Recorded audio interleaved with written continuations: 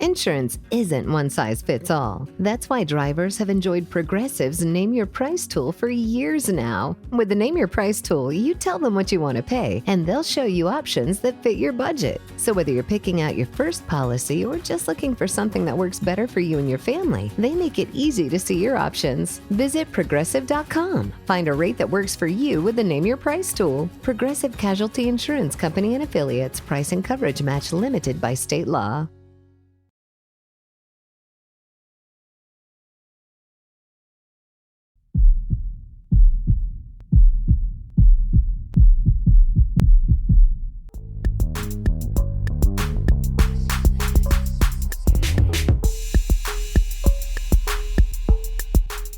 Hi, welcome to Crime Clueless. We're your hosts. I'm Jenna. And I'm Laura. We are back for part 2, covering the case of Gary Triano. If you haven't listened to part 1, go catch up so that everything we're about to talk about makes sense, because we're going to jump right in. You ready? I'm ready.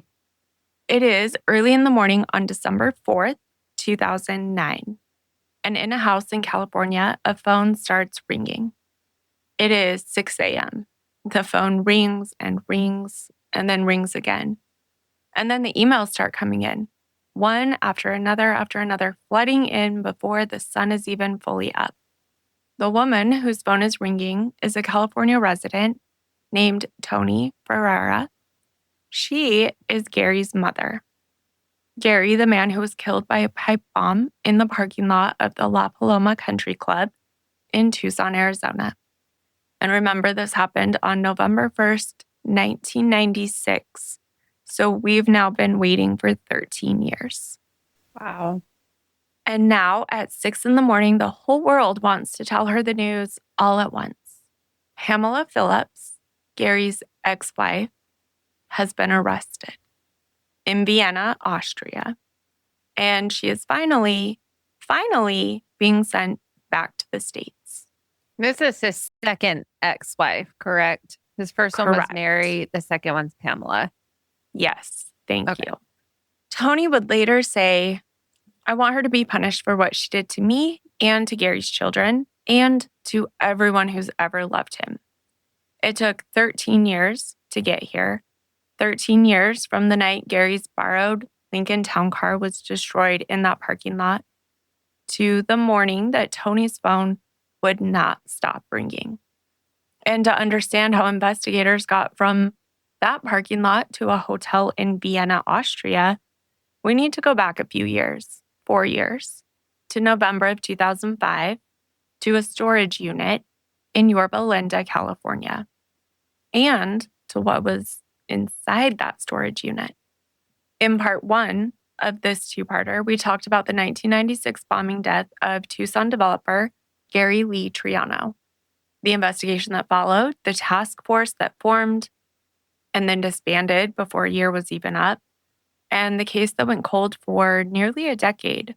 If you haven't listened to part 1 yet, like I said, I'd really encourage you to go back and start there. This one is going to make a lot more sense if you do. For those of you who are back, welcome. Thank you for coming back for part 2. And I can tell you things are about to get very, very interesting. Okay, so November 2005, the case has been cold for years. The task force, it's long gone. There is one detective and a file box. And then that show airs an episode, America's Most Wanted. And after that episode airs, a tip comes in.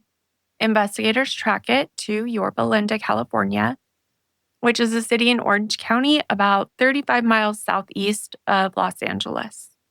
And there, they find a 64-year-old man named Ronald Young.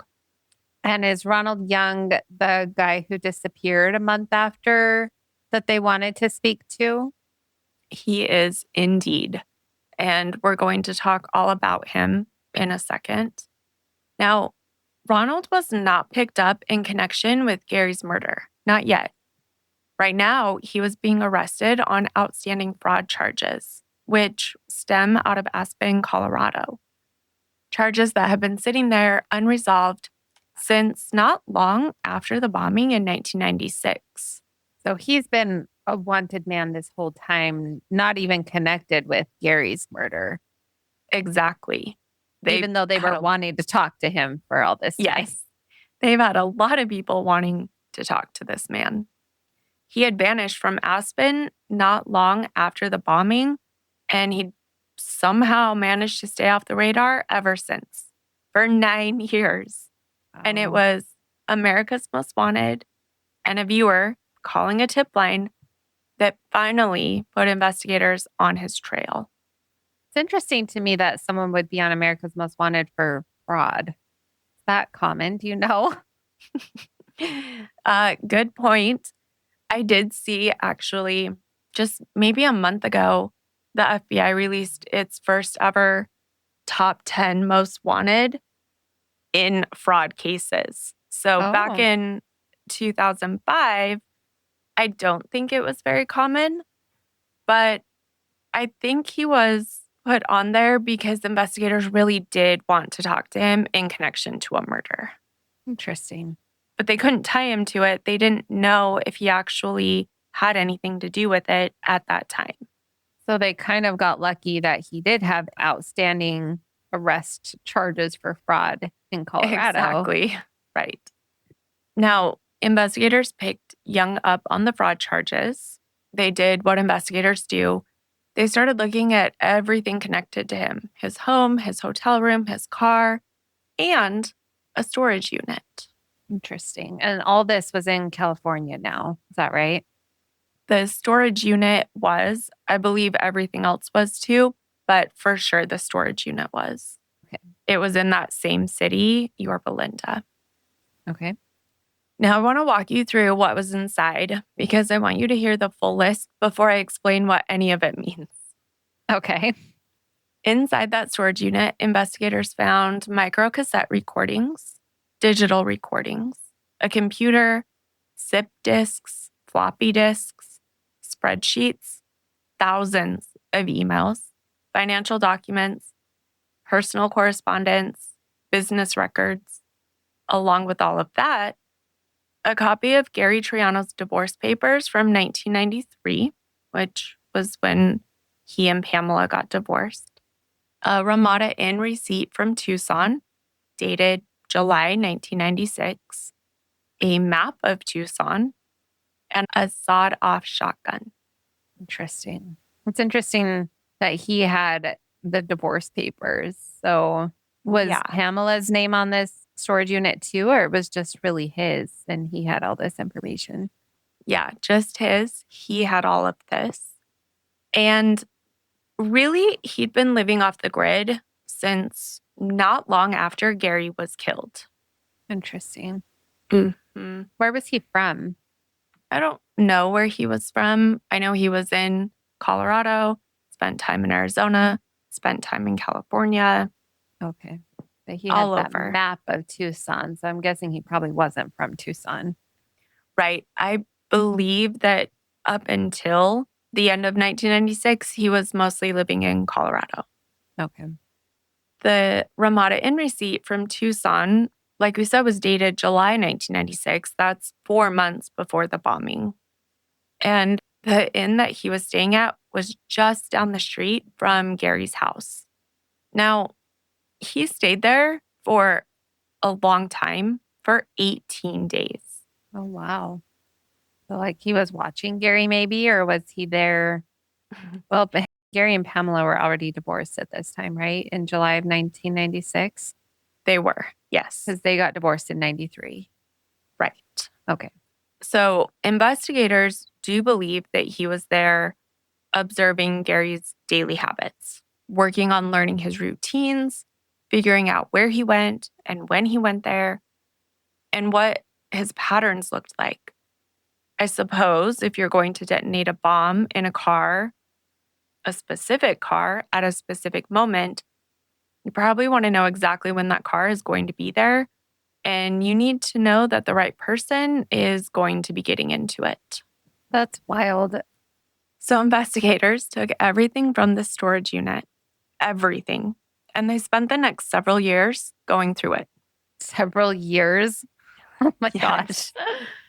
It took 3 years of forensic analysis. They had to go through 76,748 documents, 931 spreadsheets, 152,989 emails. Wow. And all of this was generated between 1996 and 2005. So when they found the storage unit. Wow.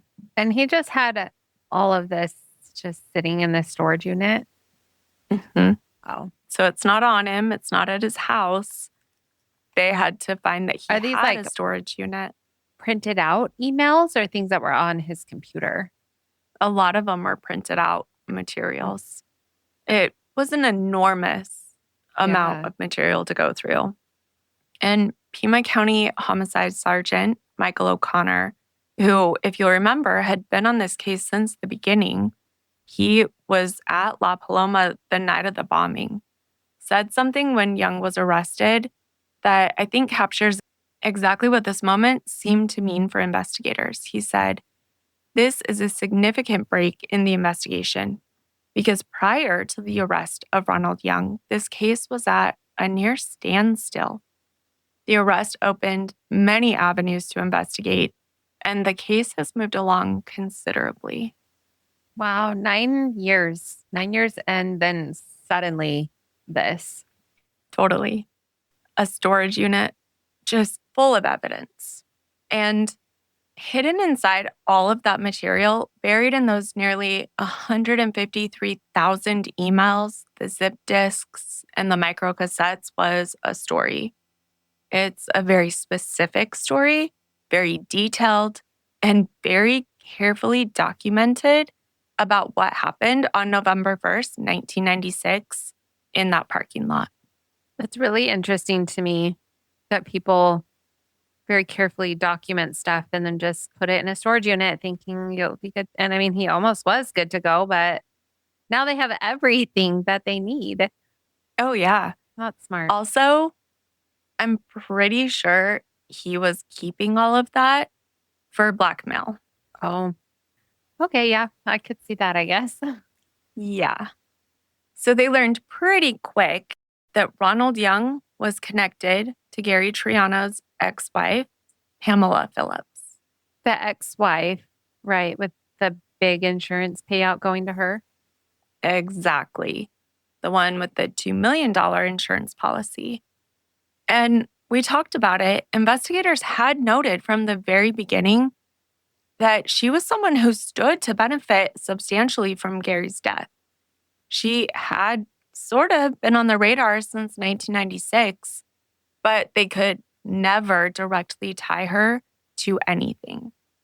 Now, before I tell you what was on those recordings and what those years of emails and financial documents all revealed, let's talk about who Pamela Phillips was. Because to understand the next part, you have to understand what she lost and what lengths she was willing to go to get it back. So, Pamela, let's start before Gary, before Tucson, before any of this. She was a former model, a socialite, someone who moved through the world with this certain ease, the kind of person who knew how to be in a room, how to work a party, how to make the right connections and keep them. She was attractive, she was charming, and she had a talent for the kind of life that requires money to maintain. So she knew kind of what she wanted there when she probably did. Her and Gary get married when they were in one of his highs financially. Right before the crash, actually. Great question. Yeah. She and Gary got married in October of 1986. Their wedding was in San Diego. And for a while, for several years, they worked on building a life together that really was extraordinary. Because think about what that life looked like. Gary at the height of his powers, mid to late 80s, was really where he was developing these properties that were worth hundreds of millions of dollars. That's when he had the helicopter and a jet. He had a chauffeur.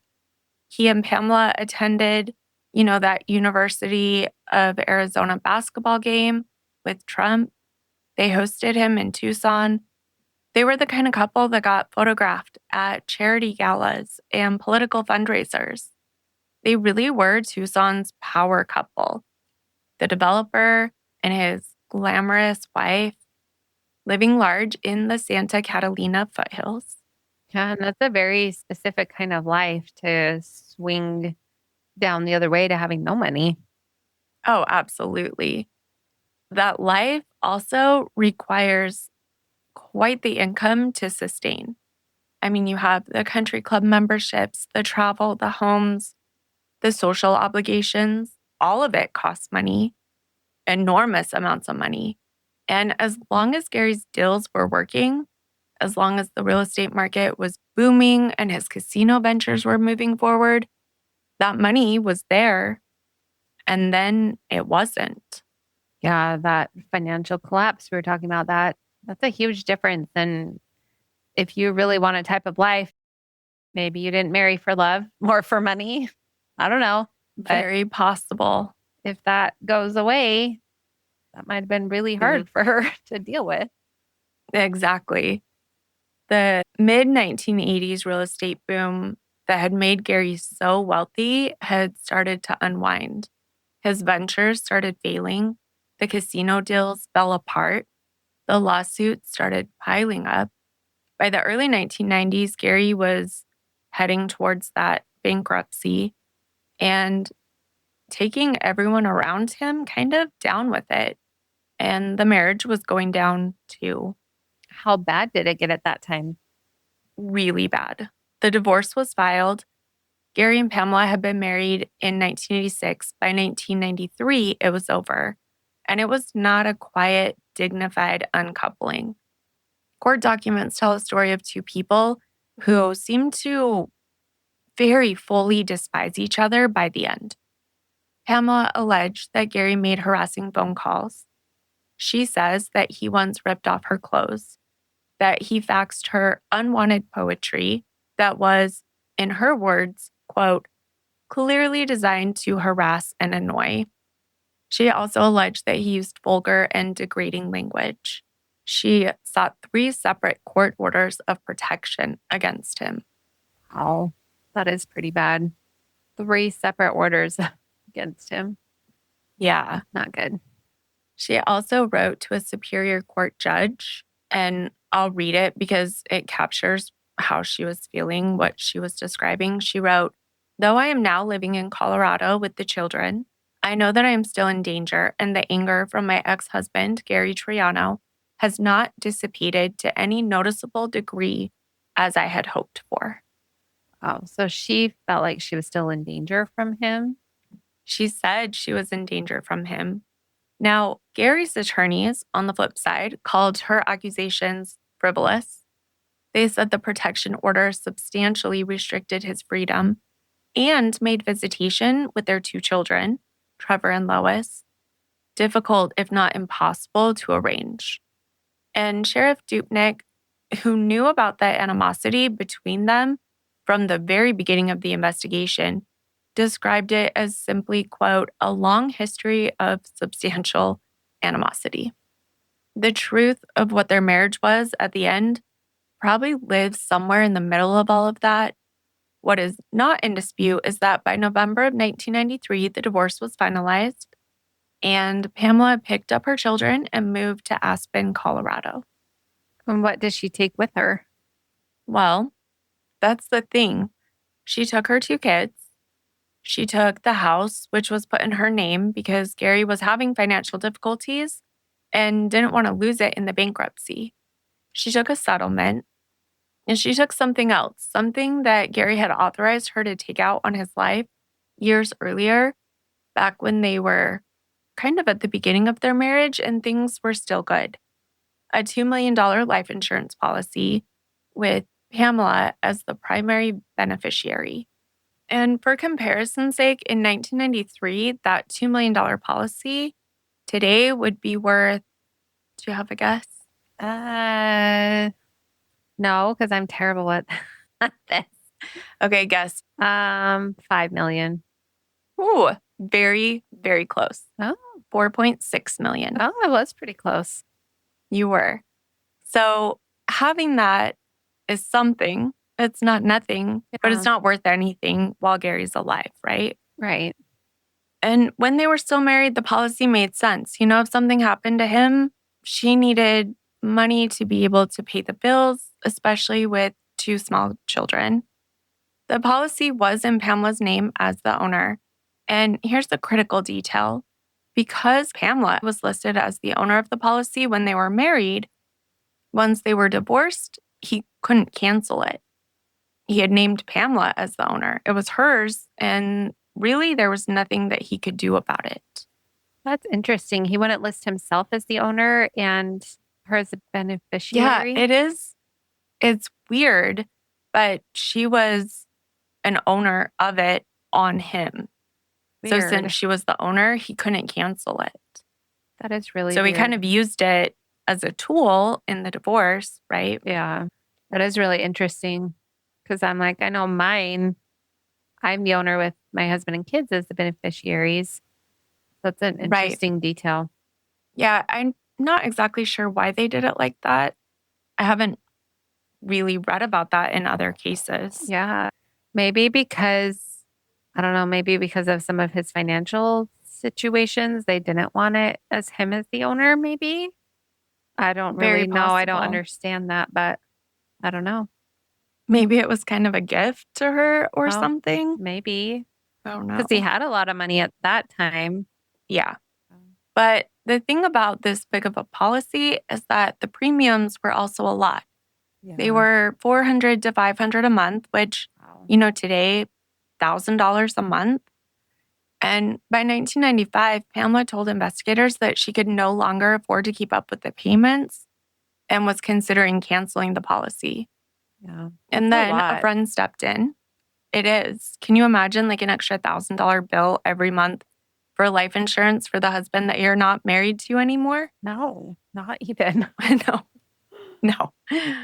When she had considered canceling, a friend stepped in, and this friend volunteered to start making the premium payments on her behalf to keep the policy alive.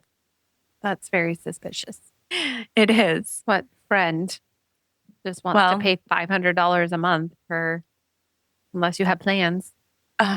Right?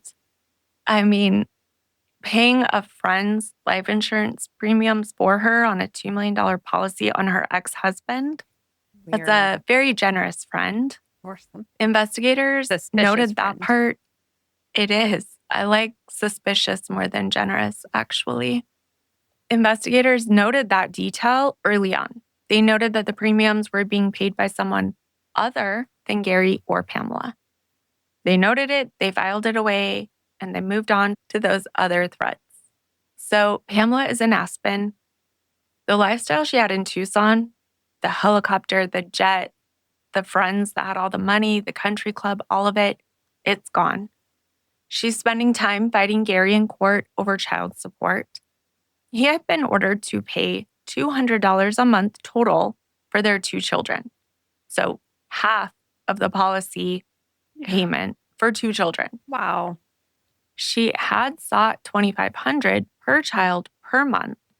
The custody battle was bitter and just grinding on and on. Gary is living in a borrowed house, driving a borrowed car. The money that once seemed completely limitless had fully dried up. And Pamela was former model, former socialite. She's in Aspen trying to rebuild. She's trying to reestablish her credit, trying to hold on to some version of the life that she used to have. Yeah, and I'm guessing this is where her friend Ronald Young comes in. Yep, that is where she meets Ronald Young. Now, the exact circumstances of how they met aren't entirely clear from the record, but what is clear is that after the divorce, after the move, they became connected, and it was romantically at first. They were dating for a period of time, and then eventually financially. What do you mean by that? Well, at some point, Pamela and Ronald entered into an agreement or an arrangement, a very specific, deliberate, carefully structured arrangement. Before we get into that, let's talk about who Ronald was, because he wasn't a businessman or a developer. He was not someone with legitimate income. He was a con man. Oh, yes, of course he is.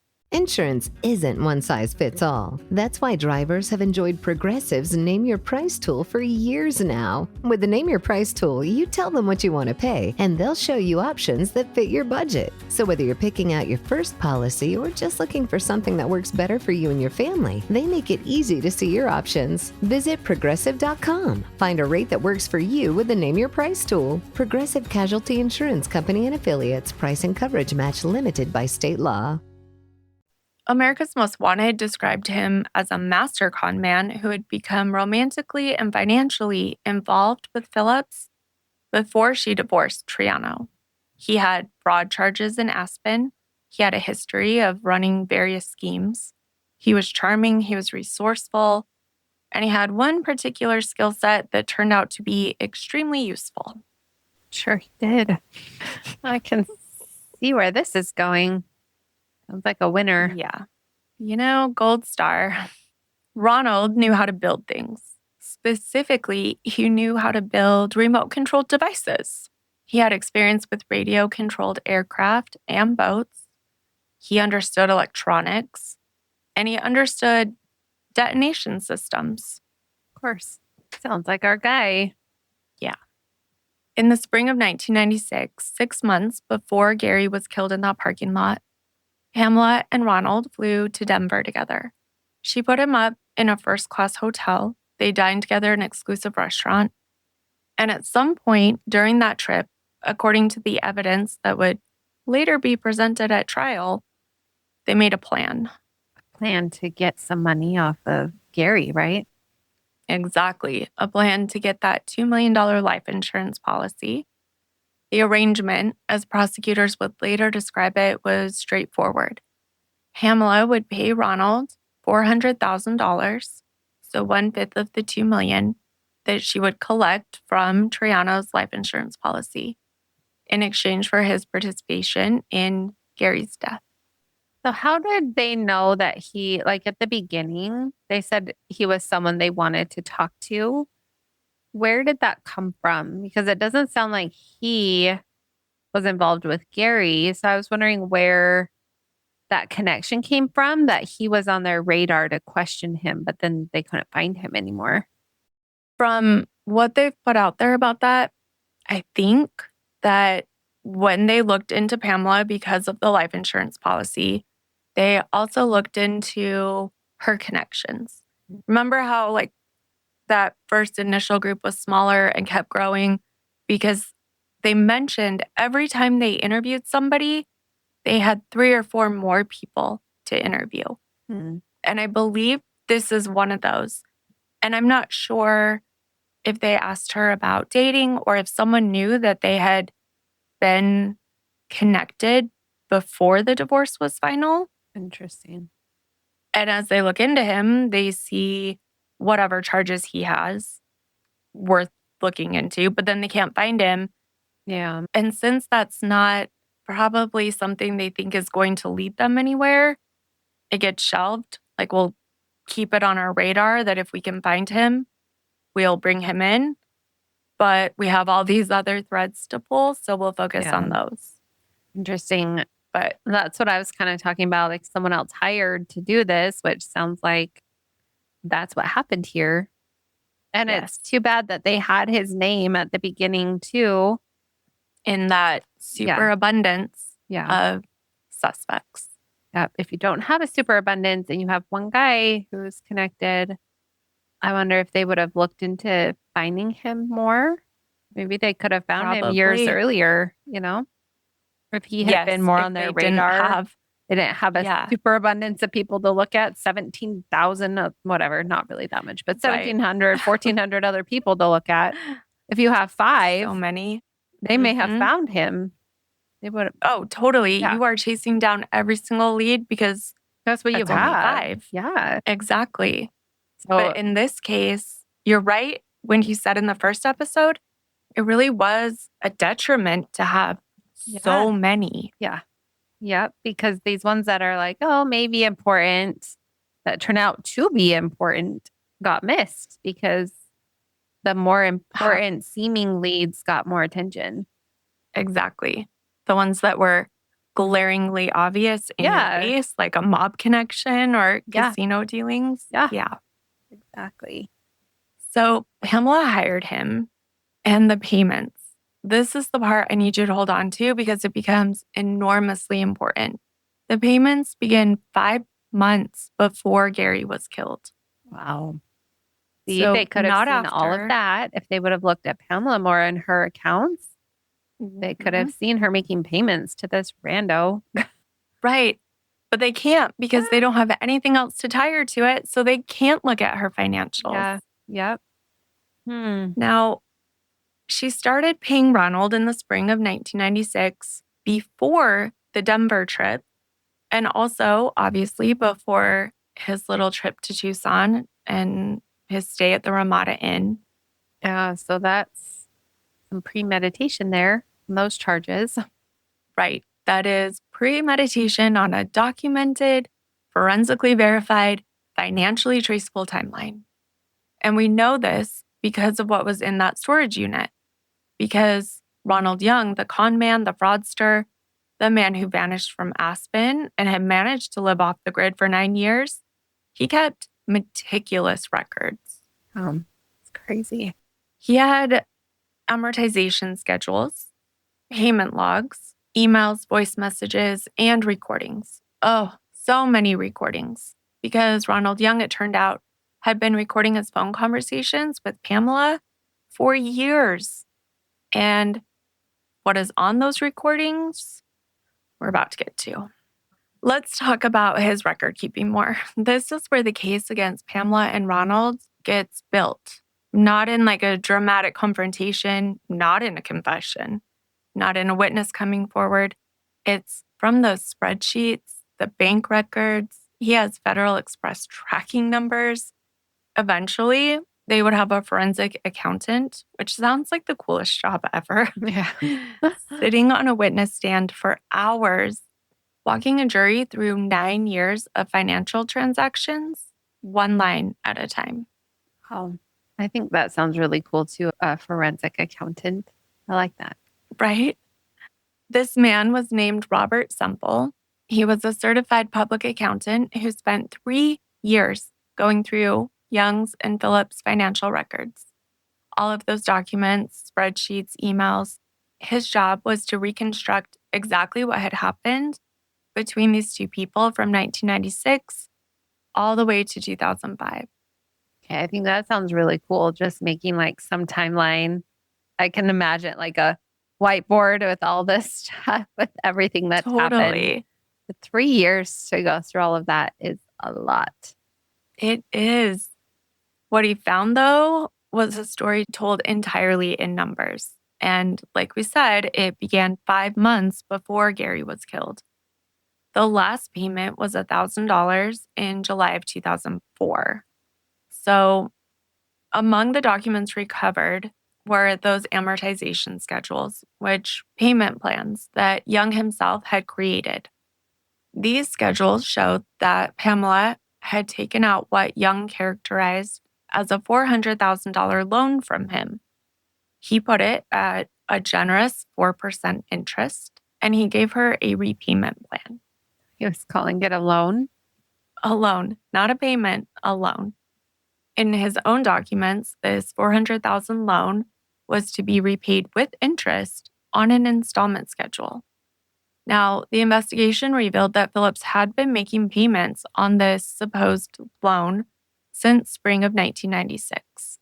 So, like we said before, she was already paying him before Gary was even dead. Right. So she had to have complete confidence that it was going to happen. Yeah. Now, the first payment was $25,000, and that was the one that came 5 months earlier. And then the payments continued after the bombing. After the insurance money came in, because she did get the insurance money, she collected $2 million from the policy. Now, here's where it gets interesting. because Pamela wasn't stupid. She knew that large, regular cash transfers to the same person would raise flags, either with her money manager, maybe the IRS, with anyone who might be paying attention to what she was doing after Gary's death. So she was really careful at first. So how did she pay him if she was not doing it, I guess, in the traditional sense? She developed a system. She would withdraw small amounts of cash from multiple different banks, never one large withdrawal, but several smaller ones. Then she would put all of that money together, walk into a convenience store, and buy a single money order, which are really hard to track and trace. Then she would ship that money order to Ronald Young by Federal Express. Interesting. So she was basically laundering it through convenience store money orders. Effectively, yes. And that becomes a federal crime when you're using the postal service to send money. That is how they get a lot of people when they can't get them for other things. Other times, she would write multiple checks to herself, cash them at different locations, and then use that accumulated cash to buy the money order. Young, for his part, was equally careful in the early years. He would ask Phillips to send him 14 separate items at a time. That way, bank records would show deposits of only about $1,400 rather than one large suspicious amount. Interesting. So they really had a whole system worked out to try and not get caught. Oh, yeah. They were meticulous. And it worked for a while. The checks in 1996 and 1997 ranged anywhere from $2,000 to $8,800. Careful, manageable, really under the radar.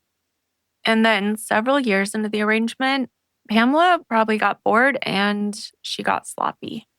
What did she start to do? So she should start raising flags now? Yeah. So our forensic accountant testified that at one point he was struck by a single transaction that stopped him cold. Phillips withdrew $9,500 from her account at one time, and $9,500 landed in Young's account a couple days later. So one transaction, none of this like multiple stuff all over the place. Exactly. For the exact same amount, right? Yeah. And in that transaction, it wasn't a money order. It wasn't multiple banks. She didn't send it through Federal Express. It was just $9,500 out of her account and right into his. And Semple said she got sloppy and she made a mistake. They probably had to think at this point that they had gotten away with it. Agreed. Maybe they didn't have I think to so be as too. careful. Yeah. Yep. It was like, let's just get this done. The payments kept coming all the way up until July 2004 when the last payment was made, which was $1,000, and then nothing. Why did they stop? By 2004, Phillips still owed Ronald $248,000 of the agreed $400,000, but she had stopped paying. So whether she decided she was done, maybe she ran out of money, whether she simply hoped he would go away, we don't know exactly. What we do know is that she stopped, and also Young was not happy about it. And this is where we get to the recordings. So they're not romantically involved anymore. They're not involved with each other at this point. Okay. No. And she did get the $2 million payout, the life insurance payout. Yeah, she did. Oh. Now, Young had been recording his phone conversations with Pamela for years, not all of them, but enough. He had all of these micro cassette recordings, so digital voice recordings. They were stored on discs and tapes in that storage unit, along with everything else. When investigators went through those, when they sat down and listened to what was on them, they found something that no amount of spreadsheets or bank records could have given them. They found Pamela Phillips' voice. Interesting. I'm sure that was a gold mine find. Exactly. They listened as she spoke with Ronald Young. They listened as she talked about money, about fear, about what they had done together, about what would happen if anyone ever found out. There are several recordings I want to tell you about. And these recordings were played in open court. Jurors heard them, and they are wild. You ready? I think I'm ready. The first recording that I want to highlight is one where Young is pressing Phillips for money. He tells her he is on his deathbed. He needs money for surgery in Mexico.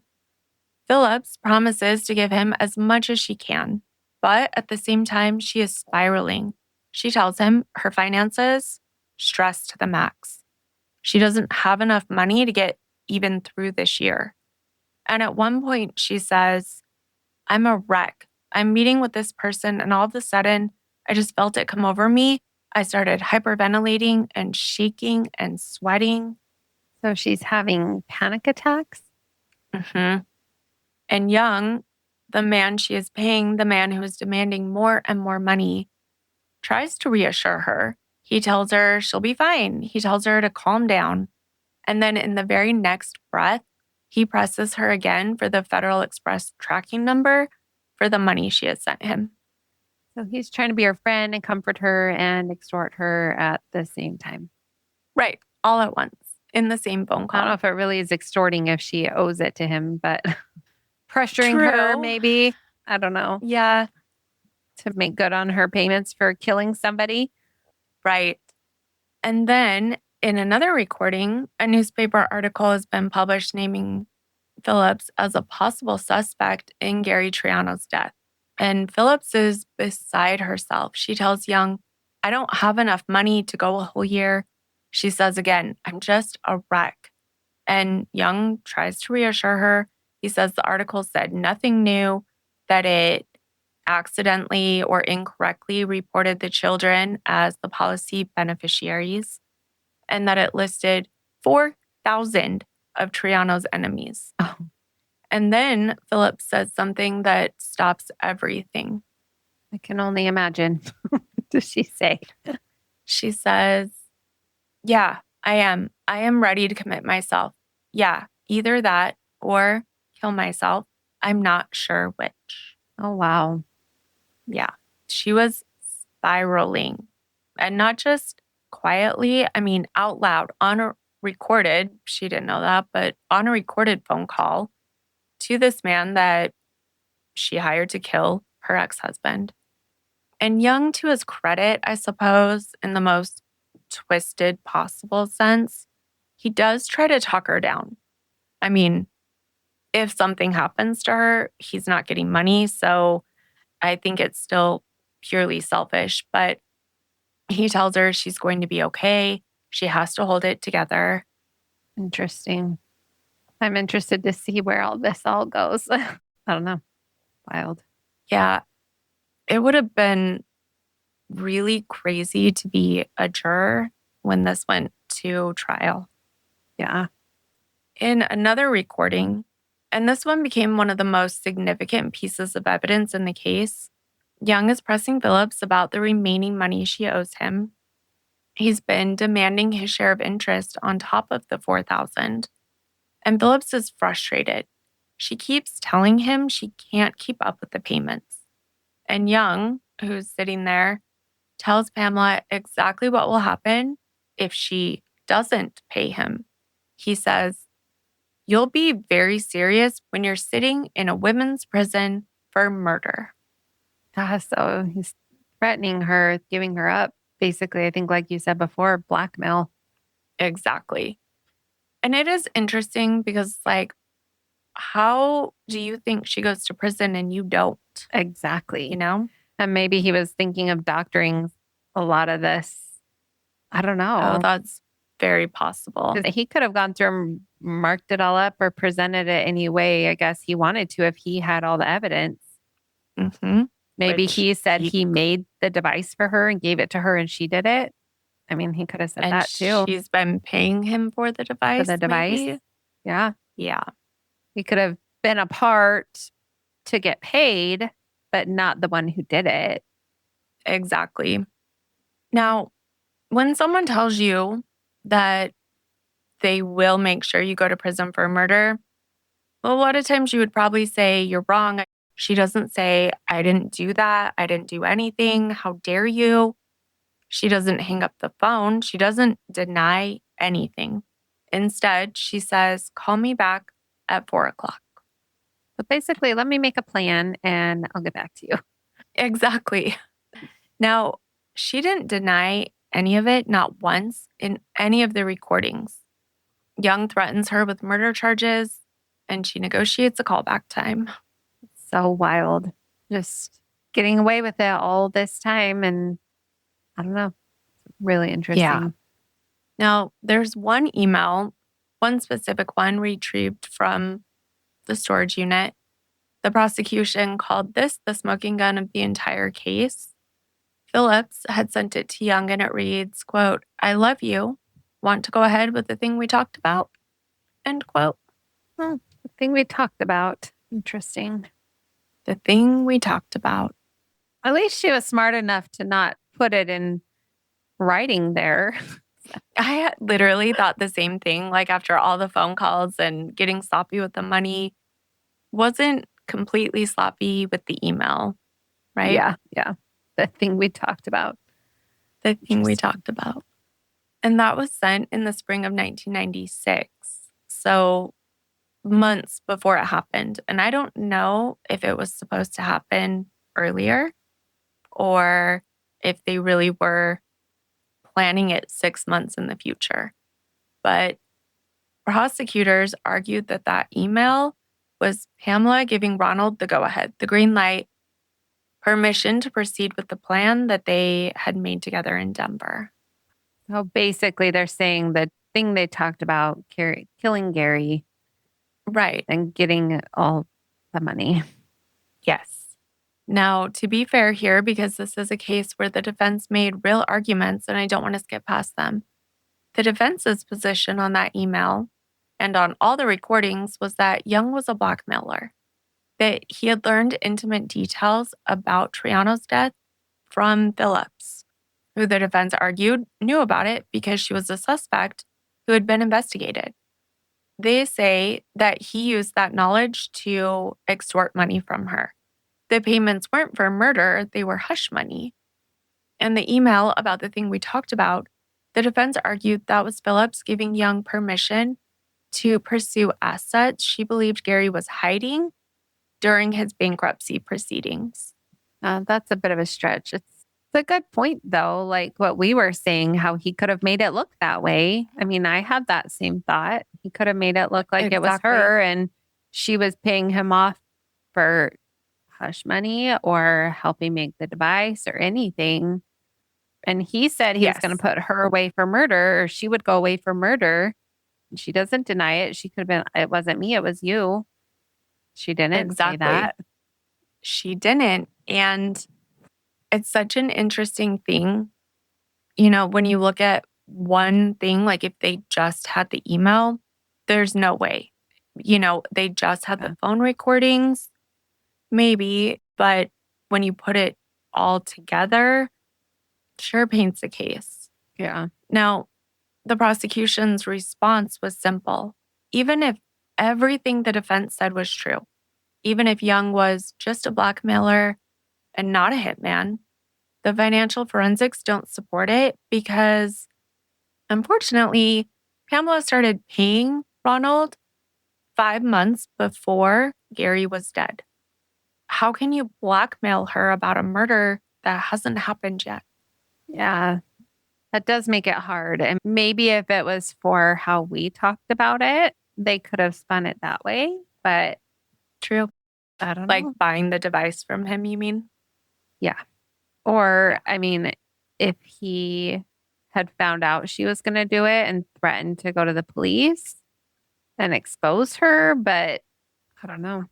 But then you just don't do it. You just don't do it. Right. You can't. What are you going to say? They're not going to arrest her for planning murder. Yeah. I don't think so. I don't Not think 6 so. months. No. Sometime this year she might do this. Like, I don't know. Right. Can't really, but it doesn't make sense. No. Now, Detective James Gamber of the Pima County Sheriff's Department laid it out in a sworn statement to a judge. Based on 6 recorded conversations, years of emails, the financial documents recovered from that storage unit, he believed that Pamela Phillips and Ronald Young were both involved in the bombing death of Gary Triano. He believed that Phillips had agreed to pay Young $400,000, that Young built and detonated a 17-inch pipe bomb filled with 1 pound of smokeless gunpowder in the parking lot of the La Paloma Country Club on November 1st, 1996, and that Phillips subsequently collected $2 million from the life insurance policy on her ex-husband's life. In September 2006, 10 years after, the Pima County Sheriff's Department obtained a warrant to search Phillips' home in Aspen, Colorado. And the case that had been cold for nearly a decade was suddenly, unmistakably on fire. So we talked about how they built that case. Let's move to the trial. It started on February 23rd, 2010 in Pima County Superior Court. Now, they tried them separately. So first is Ronald's trial. The prosecution's version, they presented that Young built and detonated the 17-inch pipe bomb in exchange for the $400,000. So basically 1/5 of that $2 million life insurance policy that Pamela Phillips would collect in the event of Gary's death. The defense's version, Young is not a murderer. He's a blackmailer. He had a romantic relationship with Phillips, and because of that, she told him intimate things about Triano's death, and he used that knowledge to extort money from her for years. The payments were not for murder. They were hush money. So they're essentially arguing that she was guilty and he was just blackmailing her, basically extorting her. Essentially, yes, exactly. They argued that Phillips was complicit. She knew things she shouldn't have known. She was paying to keep him quiet about what she did know, and that Young himself had absolutely nothing to do with the actual bombing. He was very opportunistic, sure. He was a ruthless con man, yes, but only in that he found a way to monetize someone else's crime. I mean, that's a bold strategy, and I could see that being possible, like we talked about. If he did, I mean, they were saying he didn't have anything to do with the bomb, but even if he built it for 6 months in advance, they could have said that's what she was paying him for. And then blackmailing him that she was going to use it and things like that. That first payment was a payment for the bomb. Yeah. Which then makes more sense about the blackmailing, too. I could see that. Yeah. But they didn't frame it quite that way. So the prosecution's response was just simply, you cannot be blackmailed about a murder that hasn't even happened. And, that's because they're able to show the financial transactions and that he was paid 5 months before the bomb went off. His trial ran for 5 weeks. Wow. Over those 5 weeks, the jury heard from a parade of witnesses. We'll walk through a couple. You're listening to this podcast, so I know you've got a curious mind. Here's a helpful fact you may not know yet. Drivers who switch and save with Progressive save over $900 on average. Pop over to Progressive.com, answer some questions, and you'll get a quick quote with discounts that are easy to come by. In fact, 99% of their auto customers earn at least one discount. Visit Progressive.com and see if you can enjoy a little cash back. Progressive Casualty Insurance Company and Affiliates. National average 12-month savings of $946 by new customers surveyed who saved with Progressive between June 2024 and May 2025. Potential savings will vary. First was Heather, Gary's oldest daughter. She was 39 at the time of Young's trial. She testified that during the 9 months she shared a house in Aspen with her former stepmother after Gary was killed, Phillips never once mentioned being threatened, never once mentioned being blackmailed. She never mentioned Ronald Young again after the spring of 1996. And critically, Phillips didn't call after her father's death. She didn't attend the funeral. She didn't send a card or flowers. Trevor and Lois, which are Phillips' own children, also didn't attend the funeral of their father. Well, that's kind of sad. It is that sad. the kids didn't even And they wouldn't have attend. had a way to go. Right, because they were young. I mean, under 10, both of them at the time. Next witness, Robert Semple. We mentioned him, the forensic accountant. We talked about all of the things that he found. So he testified. We mentioned how he had found the first payment so much before, how he had all of the amortization tables, the whole thing, all documented, all stored, all saved. I mean, basically, Young had everything investigators needed all in one place, ready to go. It was like in his own handwriting and stuff. Yeah. It was like in his own handwriting, in his specific storage unit. No doubt these are all his documents. Yeah. I mean, we talked about this before. I can't really tell if it's like stupidity or arrogance that they think they got away with it. Like, I can't. I know. Honestly, I think it's probably both. Yeah. Next, they had Joy Bancroft, who was Philip's maid of honor at her wedding to Gary. She's the godmother of Trevor and Lois. She testified that after the divorce, Phillips was having a really difficult time managing her money. She said that in the fall of 1995, Phillips was considering dropping the life insurance policy. She just couldn't afford the premiums anymore. And then she testified that this friend stepped in to help making those payments. Bancroft herself said her husband had lent Phillips $110,000 for renovations on a home she bought after Gary died. Wow. And that was before she got the life insurance money. And Phillips had also, when Gary died, gotten some of a California property they owned. So they loaned her the money before any of that came through. Wow. I hope she paid them back. That's a lot of money when you're sitting on a $2 million policy that you know is going to come through. Absolutely. There were also jailhouse witnesses. There was a convicted armed robber who had spent time in federal prison with Young in 2006. His name was Andre Mims. He testified that one night Young told him about a woman named Pamela Phillips who was separated from an abusive husband and even named Gary Triano, and that Young told Phillips he could take care of her problem. When Mims asked Young what he could have done, Young said, "This is exactly it. Andre, I blew that up in his car." So he told somebody too that he did it. At least one person, maybe more. Now, to be fair about this witness, the defense raised legitimate questions about his credibility. He acknowledged on cross-exam that it was the first time he had ever told anyone that Young had said that directly. He also acknowledged that he was hoping to have his 34-year prison sentence reduced in exchange for testifying. So the jury had to weigh his testimony carefully, but it was in the record. And then, like we mentioned, they played all of the recordings that were relevant in court for the jury. All of it. Yeah, hearing that in the courtroom to the jury, it must have been something. Oh, for sure. And at this period, there are news articles from every day recapping what went on in the trial that day, which was fascinating to read. The closing arguments were something else entirely. Deputy Pima County Attorney William McCollum told jurors, "Everything you've seen or heard reeks of two people who are so cold and so greedy that nothing else matters." The defense attorney, Walter Pulser, told jurors, "The state's case is based on guesses. It's based on couldas, and that isn't enough to convict a man of first-degree murder." The jury began deliberating on a Tuesday morning, and it took them 12 hours over 2 days to reach a verdict. Please tell me they came back with a guilty.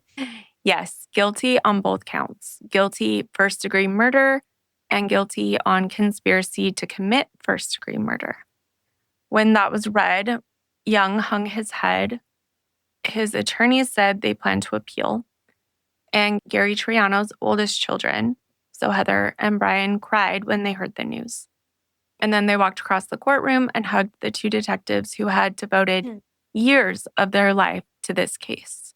Oh, that's good. I'm glad that they got some closure there and some answers after all that time. Absolutely. The sentence was handed down on May 3rd, 2010.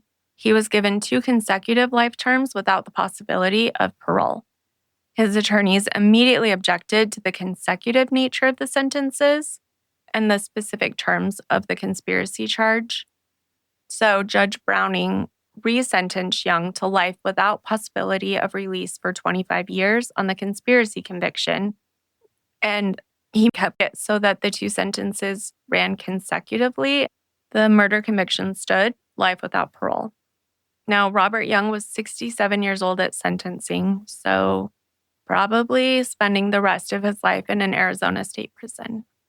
While Young's conviction, so not the sentencing, but the conviction came out in April of 2010, Pamela Phillips was still in Pima County Jail fighting competency hearings and attorney charges and continuance after continuance. It would be nearly 4 more years before her trial started. Wow. On February 19th, 2014, her trial started officially in Pima County Superior Court. They had Judge Richard Fields presiding. Finally. So you remember how in the beginning of this episode, we talked about her being arrested in Vienna? Mm-hmm. So when the warrant for her arrest was issued, she was already in Switzerland visiting her daughter who lived there.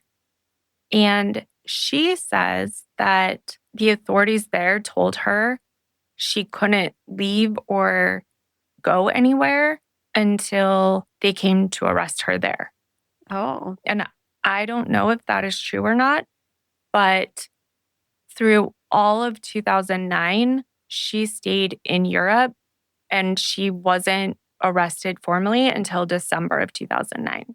Oh, so Young's been in prison since 2006. She doesn't go to prison until the end of 2009. Did they have to extradite her from Europe? Yeah, they did. And it took a while. Yeah. It took a long time. Yeah. Part of why it was so much longer for her trial to start. The competency hearings, the first one, she was deemed not fit to stand trial. Oh. But the judge ordered her into state-mandated rehab. And so she spent time there, and then they had a redo. And that time, she was found competent to stand trial. Oh, interesting. So that's... Now, when her trial started in February, from the very first day, the prosecution and the defense painted 2 completely different portraits of who Pamela Phillips was. Deputy Pima County Attorney Nicole Green opened for the prosecution. She told jurors that Phillips is a malicious and materialistic socialite who paid a man to have Triano killed following their contentious divorce because she wanted to cash in on a $2 million life insurance policy. And she said something perfect in her opening statement. She said, quote, "Moments prior to the bombing, the only person who stood to get any benefits from Gary Triano's death was Pamela Phillips." Yeah, that's kind of what we talked about before. Even all the creditors, the lawsuits, all of that, those people probably wouldn't benefit because, I mean, now they're not going to get paid. Exactly. You've got tons of debt. They're not going to pay them out. Like, the only person really who benefits is from the life insurance policy. Yes. I'm curious if he had any others that benefited his other children, but I didn't find that. Now, defense attorney Paul Eckerstrom opened with an equally simple counterportrait. He told jurors that Phillips is a woman duped by a con man and swept up by circumstances. Young didn't kill Triano, he said. Young blackmailed Phillips. What? He said that she made the payments because she was terrified, not because she was guilty. Oh, And that the money Young received over the years was not payment for murder, it was the price of silence. That's a hard one to swallow. That doesn't make sense. No. And I don't know if they were allowed to bring in that he'd already been convicted, but I don't know how you find a jury that doesn't know that, you know? Yeah. Well, who pays someone $400,000? I mean, Right. what was he blackmailing her for, did they say? They said that he was blackmailing her because there was an alternative suspect. They added in something new, something that hadn't been part of Young's trial. They introduced a completely different alternative suspect. Oh, that's interesting. Who did Right. they find that the It's police hadn't already looked after?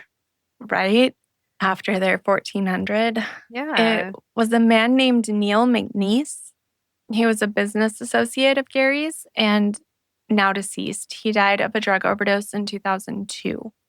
The defense argued that McNeese had been angered at being duped into providing this $80,000 loan to Triano. It was collateral on a ring that turned out to be cubic zirconia, not a real diamond.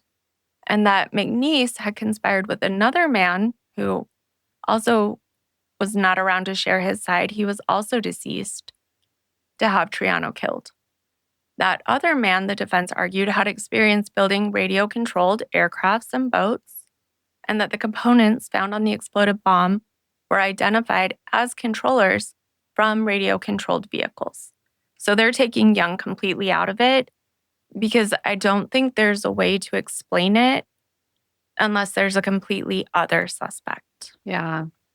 What's really interesting was Neil McNeese someone who police had looked at in the beginning because they were looking at people before he died in 2002. I believe so. I didn't see it specifically in there, but if he's trying to get 80,000, if that's real, right? Because he's not alive to even share his side of what happened in that. So I don't know if it was just convenience in picking that one out of the plethora of people that they could have chosen. I'm not sure. But obviously, police didn't look at him enough to even make the newspapers or press releases or anything like that. Yeah, that's interesting. The components match the profile of this other alternative suspect, and the defense had a witness, a man named Jeffrey Morris, who was an ex-con from Washington State, who had told authorities in 1997 that he knew details of the killing. Morris had signed an affidavit for the defense admitting his role in a conspiracy to help collect money for a contract killing in Tucson in 1996. Oh, that's really interesting. They even have a witness to this. Sort of. But it falls apart. Under cross-examination, Morris denied any involvement. He claimed he had signed the affidavit only because a defense investigator had convinced him of Philip's innocence. And the defense lawyer acknowledged afterwards, and we'll give him credit for his honesty here. He said, "We felt like he would either plead the fifth or lie." Interesting. So they put a witness on the stand. They expected to either lie or take the fifth. And they're like, sure, let's go ahead with that. Isn't that wild? Yeah. The prosecution's response to the entire alternative suspect theory was very measured and precise. Even if every single word of it is true, even if he hired someone else to build the bomb, Pamela Phillips and Ronald Young still conspired to kill Gary Triano. The conspiracy is the crime, and the recordings prove the conspiracy. Yes, fortunately, they had meticulous documentation from Young about what they were doing. I don't know how you get around that. Right. You cannot argue around the recordings. Now, her trial ran for nearly 7 weeks. Phillips herself did not testify. The jury heard the same recordings jurors in Young's trial had heard. They heard about the same emails, the same financial forensics, the same amortization tables, all of it, the same timeline. On April 8th, 2014, so nearly 18 years after Gary Triano was killed, the jury came back. Did they have a guilty verdict for her too? I'm hoping. They did. Guilty on both counts. So guilty on first-degree murder and guilty on conspiracy to commit first-degree murder. Wow. When the verdict was read, Pamela showed little emotion other than an initial gasp of disbelief. And then she turned to the courtroom gallery and she said, "I'm innocent. This is a nightmare." That's crazy. I'm glad that they got both of them, though. I know. Me too. Now, the deputy Pima County attorney said after the verdict, there have been 2 separate juries independently with different attorneys on both sides that came to the same conclusion in this case. And defense attorney Paul Eckerstrom, who had fought for his client through the competency hearings, trial delays, 4 years of proceedings, said Pam and Ron were convicted on just insinuation and innuendo. She is absolutely innocent. And he remains steadfast to the end. Wow. Philip's sentencing was on May 22nd, 2014. But before the judge says a word, before the sentence was handed down, before the attorneys made their final arguments, all of that, Gary Triano's children were allowed to address the court. Heather went first, and she describes her relationship with Phillips after her father's death. She talks about the years following the murder. In the years when the case was cold, no task force, nobody had been charged with anything, she had maintained a close relationship with her former stepmother. Phillips had been a guest at Heather's wedding. She was there when Heather's first child was born. And then 2005, America's Most Wanted aired that episode. And in it, it named Pamela Phillips and Ronald Young as persons of interest. Oh, wow. So she saw that?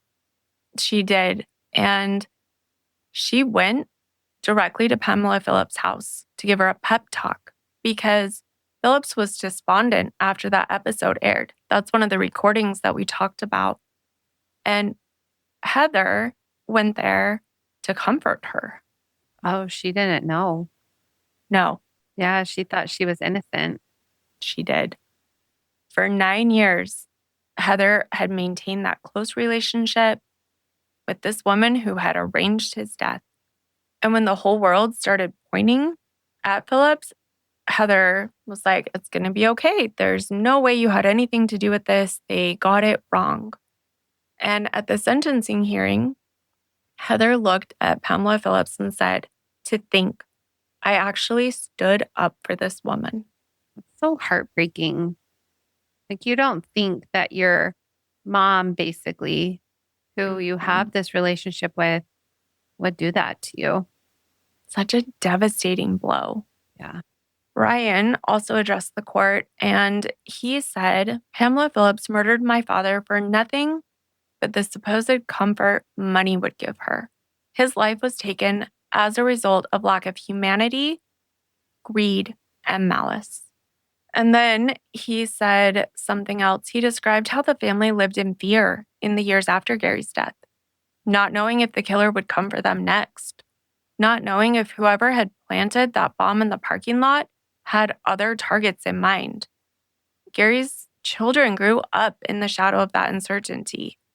And that's part of what Pamela Phillips took from them. That's really sad. For all this time, they were afraid for their own lives, and someone they were living with and trusting caused that. Right. It's such a betrayal. Yeah. Did her children testify or say anything? Not that I saw. They were both pretty young when it happened, but at this point, they're older. Both siblings described their father the same way, a generous person who enjoyed helping others and spending time with his family and his friends. And then it was time for the sentence. She was sentenced to life in prison without the possibility of parole on the murder conviction and 25 years to life on the conspiracy conviction. So no parole for her either. Nope, no parole ever. The defense attorney had asked the judge to hand down the lowest possible sentence, 25 years to life. He had also asked that Phillips be allowed to remain in the Pima County Jail for 60 days so that he could more easily communicate with her while preparing a motion to vacate the judgment. Both of those requests were denied. Her defense lawyer said in the end, "This is one of the hardest things I've ever had to do, to watch my client be sentenced when I know she's innocent." Wow, he really believed her for Really putting wanted on a that really appeal. good show. Something. I don't know how you could see all the evidence, but maybe you have to be a I think defense you attorney. have to. Mhm. I think, I don't know. I don't It's think that you could interesting. stand in front of a jury and argue that your client is innocent if you truly believe they're not. Yeah, that feels like it would be impossible for sure. One of the books I read, I know it's a book, but he's always like, I don't want to know. I don't want you to talk to me about it because I need to think this way so I can argue it that way. Yeah. I can come across as authentic and genuine and heartfelt. Yeah. That makes I total don't want sense. to hear anything else. Don't tell me anything because I have to think of you this way. Right. I would assume that's common. Yeah. Yeah. Immediately after the trial ended, the defense investigators began seeking out jurors from the case. They were looking for evidence of misconduct that could support a motion to vacate the judgment. So the judge ordered that neither the defense nor the prosecution could contact the jurors because Eckerstrom said he intended to fight. And honestly, he's been fighting ever since. The prosecuting attorney to contact the jurors? Yeah, after? I don't know. I know they can't during the trial. Seems sketchy. I mean, so in Alex Murdaugh's trial that just finished a couple weeks ago, they found evidence of misconduct and they vacated it and they're going to go again. Wow. Yeah. So I guess it happened. So it's probably legal, but I don't know the ins and outs of that part of it all. Yeah, that's interesting. Yeah. So currently in 2026, both Pamela Phillips and Ronald Young are serving life sentences in Arizona State Prison. The case is closed, except it might not be. In 2023, nearly 30 years after it happened, Phillips' defense team, who promised they were never going to stop fighting, sent bomb fragments for new DNA testing. Can they still test? They have still testable material on the bomb. Did they keep that material and everything after the case was closed? That's interesting, right? Yeah. When I looked into this, Arizona specifically has some rules in place. It's ARS 13-4221.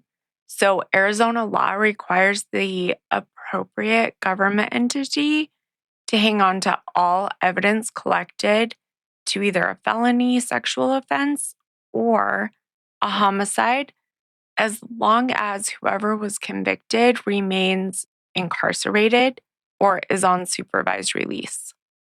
Also in Arizona, for a cold case, the retention period extends to 55 years or until someone is convicted and remains incarcerated or under supervision. Also, that evidence has to be preserved in a condition that's suitable for DNA testing and must be made available for testing under Arizona's post-conviction DNA testing statute. Once the person's sentence is fully served, the law doesn't stop the state from getting rid of the evidence in a case where a conviction was obtained. Now, they found testable material on the bomb. DNA technology has advanced so dramatically since 1996, even since 2010 and 2014, that evidence that couldn't be meaningfully analyzed at the time of the trials can now yield results that just wasn't possible before. So they sent those fragments in. The lab came back with a result. The DNA found on parts of the bomb does not match Ronald Young. What? I don't even know how you get DNA evidence with that kind of explosion too on that bomb. And so many people around and right. And so it came back not matching him. In August of 2024, Phillips filed a post-conviction petition for relief in Pima County Superior Court. Her attorney argues that two innocent people are in prison, that the person who actually built the bomb has never been identified, that genetic genealogy, which, has been used to crack dozens of cold cases in recent years and identify killers, could potentially identify who that DNA belongs to. Wow. So essentially, they don't know. It's foreign DNA, but they don't have a match for it. But and also, it doesn't. could he have had someone help him build the bomb? Oh, totally. Yeah. And that's a lot of what Pima County's office responds with. Because the DNA on it, whether it belongs to the person who built it or the person who handled it, someone who came into contact with the fragments at the scene, someone involved in evidence collection, all of that is what's being argued in court right now. The Pima County Attorney's Office filed their response in January of 2025. Their argument is measured and I think very worth hearing. They say the new DNA testing is not meaningful evidence. They say it would have been entirely possible for Young to build and detonate the bomb without leaving his DNA on it. They point out that DNA absence is not evidence of innocence. So saying the lack of Young's DNA on bomb fragments doesn't mean that Young didn't build it or detonate it. They also note that two juries independently with different attorneys on both sides heard overwhelming evidence and reached the same conclusion. Yeah, kind of like what we were saying. Just because his DNA is on it doesn't mean it was him. And just because someone else is on it, there's so many variables there. Absolutely. And that's exactly what they're saying. And, to be honest with you about where I land on this, because I have spent a lot of time with this case and I don't want to just throw my hands up and say, who knows? I mean, we have the recordings, those are real. The financial forensics are real. The 5 months before timeline is real.